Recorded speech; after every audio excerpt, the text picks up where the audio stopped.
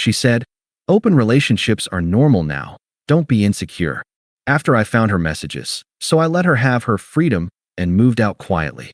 Now she's panicking that none of her options want anything serious. Hey viewers, before we move on to the video, please make sure to subscribe to the channel and hit the like button if you want to see more stories like this. Thanks. I used to think the worst kind of betrayal was catching someone physically cheating. But now I think the slow emotional erosion, the kind that disguises itself as personal growth and modern love, is worse. It doesn't break your heart in one moment. It dissolves your sense of reality drip by drip. My name's Eric. I'm 29, software engineer, and until about 6 months ago, I was in a 2-year relationship with a woman named Sarah. I thought she was it for me. We met at a friend's game night. She was the funny, loud one, the type who could make any room feel lighter. She worked in marketing, bounced between startups, and said she liked how grounded I was. I didn't think much of that at the time, but in hindsight, it should have been the first warning shot. People who find stability interesting usually aren't ready for it. The beginning was great, though. Sarah had this chaotic energy that I actually admired. She'd get excited over the smallest things, finding the perfect mug at a thrift shop, taking the long way home just to chase golden hour light. I was more structured, sure, but I liked how she pulled me out of my shell. I'd bring calm to her storms, and she brought color to my routines.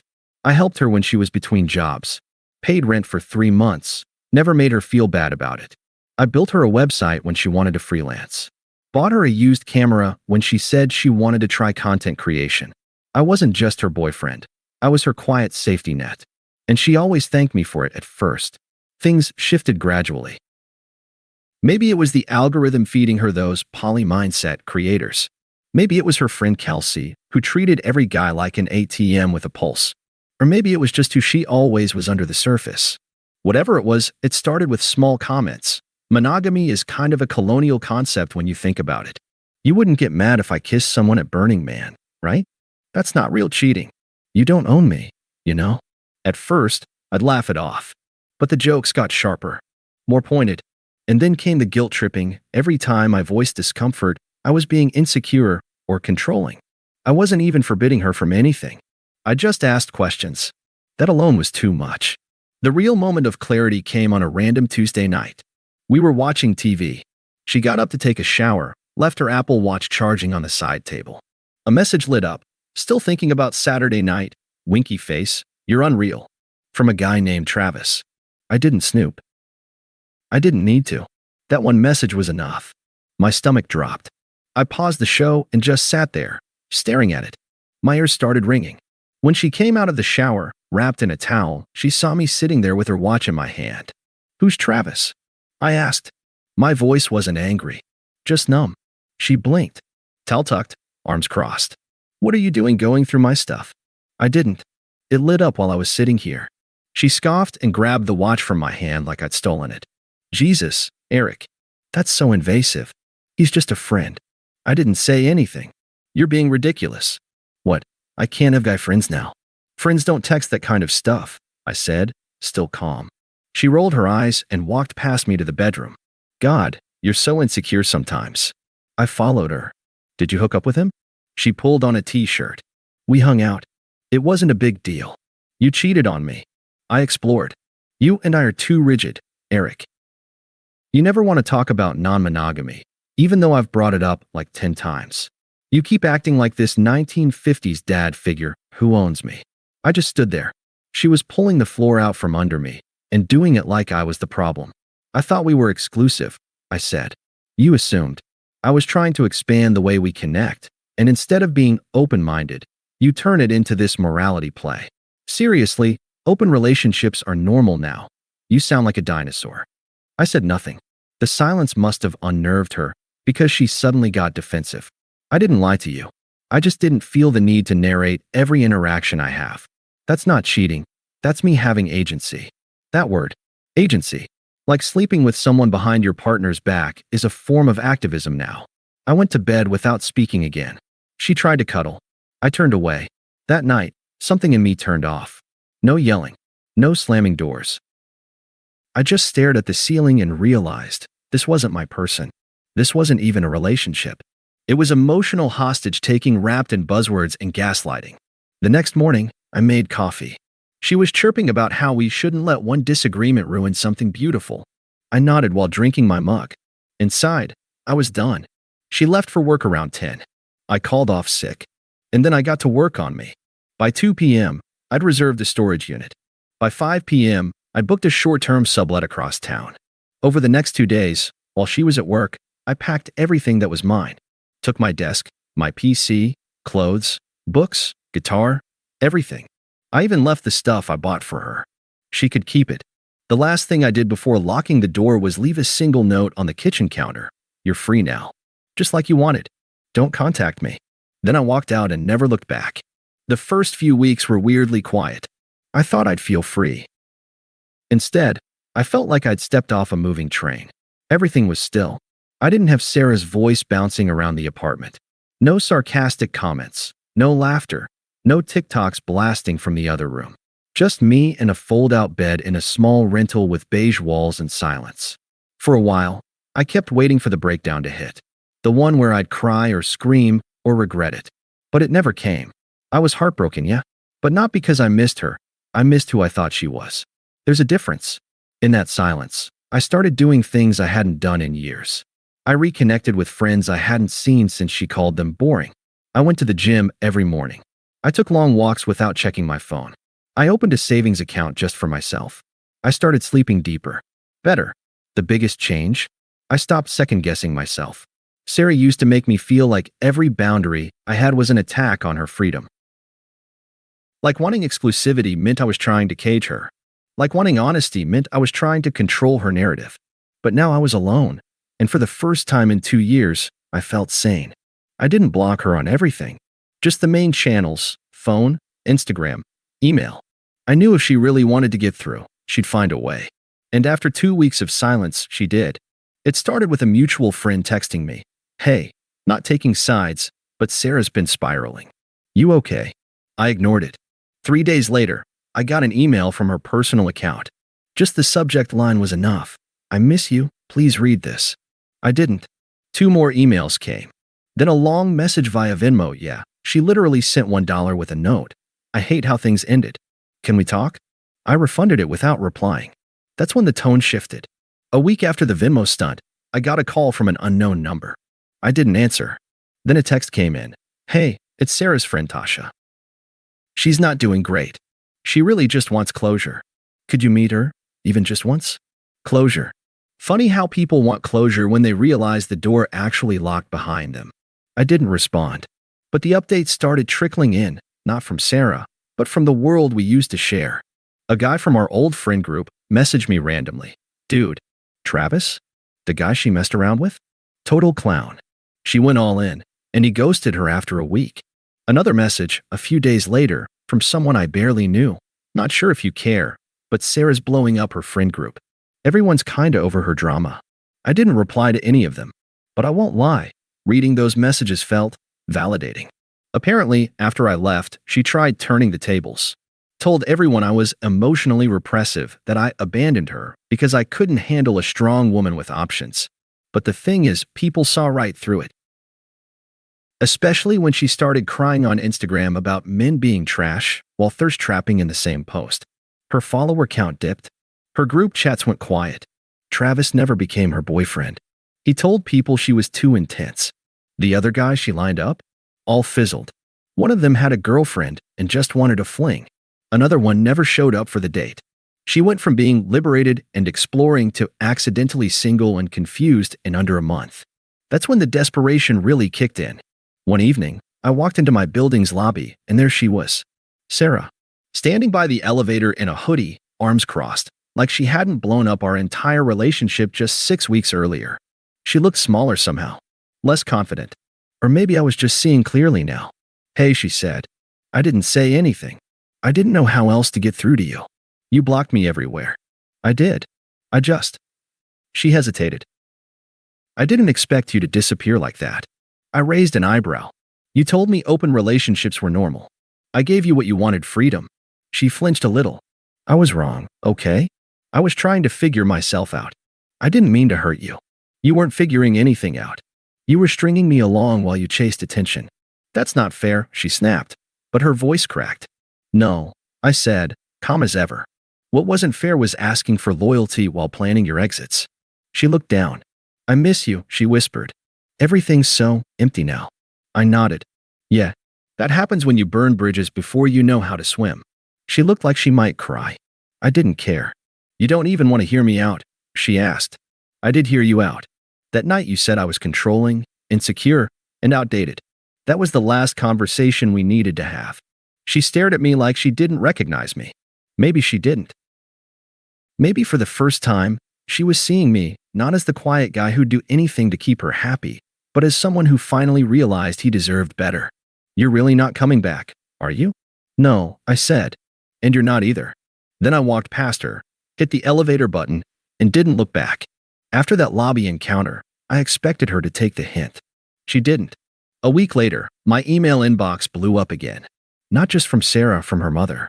Yep, her actual mom emailed me. Subject line, Sarah is hurting. Please don't abandon her when she needs you most. As if I hadn't already watched her throw our relationship off a cliff, light it on fire, and live stream the fall. The email was a guilt trip disguised as concern. Long paragraphs about how Sarah has always struggled with relationships, how I was the first stable influence in her life, and how a strong man doesn't walk away when a woman is confused. I didn't respond. I archived it like spam. Then came her sister, Jenny. Texted me out of nowhere. I know she messed up, but you guys had something real. She cries every night. I blocked the number. A few days later, I found a handwritten letter in my building's mailbox. No stamp, just folded paper. Eric, you didn't even give me a chance to explain. I wasn't trying to replace you. I was scared. I thought if I had options, I'd feel safer. But all I've done is ruin the one person who actually saw me. I miss your quiet mornings, your coffee. I miss how safe I felt with you. I thought I wanted chaos. I thought I wanted excitement. I was wrong. Please, even just a coffee. Let me show you I've changed. Sarah, I stared at it for a full minute. Then I ripped it in half and tossed it in the trash with the same energy I used to delete her Instagram from my memory. But she wasn't done. 2 days later, I got a call from my boss. Hey, Eric, weird question. Did you give someone permission to visit you here? What? No. Okay. There was a woman in the lobby asking for you. Said she was your girlfriend. I closed my eyes and took a deep breath. She's not. Sorry about that. Won't happen again. It was pathetic now, the persistence, the pressure, the desperate attempts to stage a reunion like this was some rom-com instead of a self-inflicted car crash. But the part that really hit me? She wasn't sorry for what she did. She was sorry she lost access to me. The last straw came on a Sunday afternoon when I stopped by a cafe with some coworkers. We were grabbing coffee before a movie, and as we walked in, I saw her. Sarah, sitting alone by the window with her laptop and headphones, like a woman trying to manifest stability. Our eyes met. I gave a polite nod and turned back to my group. But of course, she got up, walked straight over. Fake smile. Glossed lips? Like she hadn't spent months trying to dismantle my peace. Hi, she said, breathy like she just ran a mile.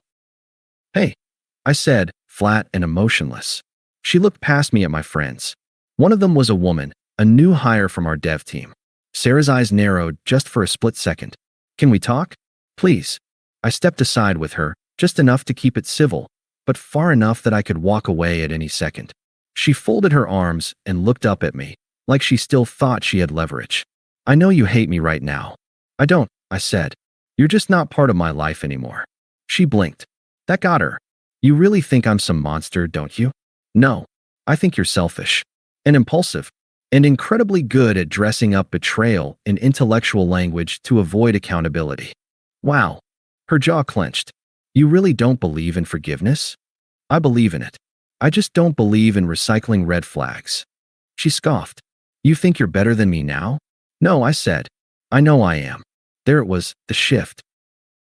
Her whole body tensed, like the mask cracked a little too fast. You've changed, she snapped. I have. You helped with that. Is that girl you're with your new girlfriend? Not that it's any of your business, but no. She's just a friend. She tried to play it cool, but the jealousy was bleeding out of her. I was lost, Eric. I didn't know what I wanted. You did, I said. You wanted freedom, attention, options. And you got them. But none of them chose you back, did they? She stared at me like I'd slapped her. But I wasn't being cruel. I was being honest. Something she never gave me. You act like I ruined everything. You did, I said simply. But the good news is, you did me a favor. You showed me exactly what to avoid for the rest of my life. She was breathing heavier now, voice tight. You're being so cold. No, I'm being clear. I'm not angry, Sarah. I just don't care anymore. She shook her head. So that's it. You're done with me forever. I was done the night you looked me in the eye and told me open relationships were normal. You wanted the door open. I walked out of it. Then I turned back to my group and left her standing there. No drama. No scene. Just a woman holding the consequences of her choices with no one left to blame. That was the last time I ever saw her. No more emails. No more surprise visits. No more friends reaching out to vouch for her. Just silence. Maybe she finally got the message. Maybe she realized that whatever spell she used to cast over me, the charm, the gaslighting, the performative self-importance, didn't work anymore. Maybe she understood that the version of me who would have taken her back out of guilt was long gone.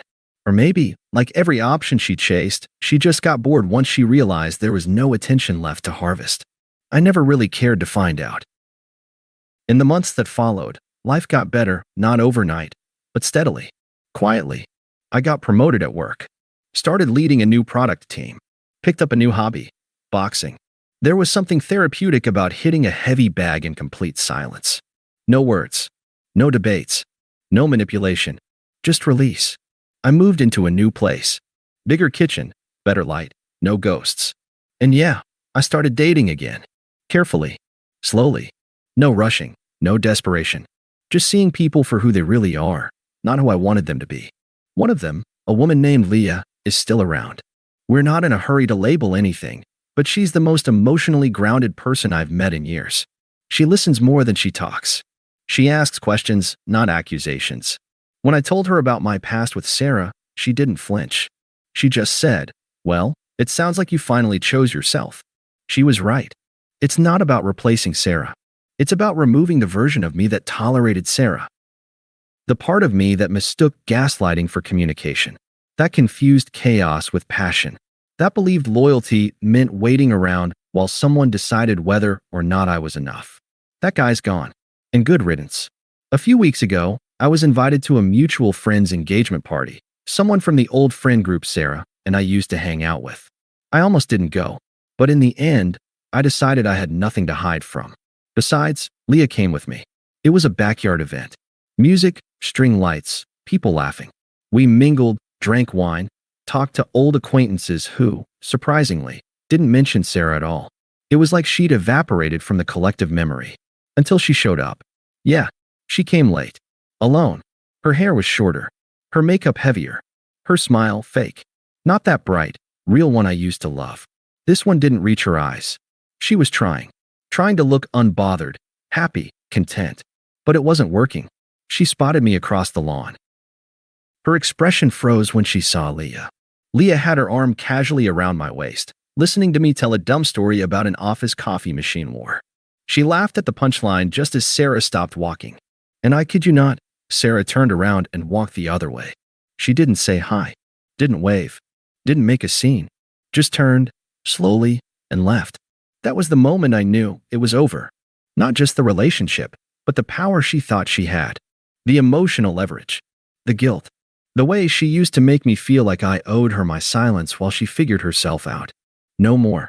That night, Leah and I went home, opened a bottle of wine, and watched a movie. No drama. No lies. Just two people enjoying peace, the kind that comes after the storm, when the wreckage is cleared and the sky is finally quiet. Sometimes I still think about that note I left behind. You're free now. Just like you wanted. Don't contact me. At the time, it felt like the bare minimum. But now I realize it was everything. Freedom without accountability is a cage you build for yourself. And as far as I know, she's still trapped in hers. Me? I'm just living.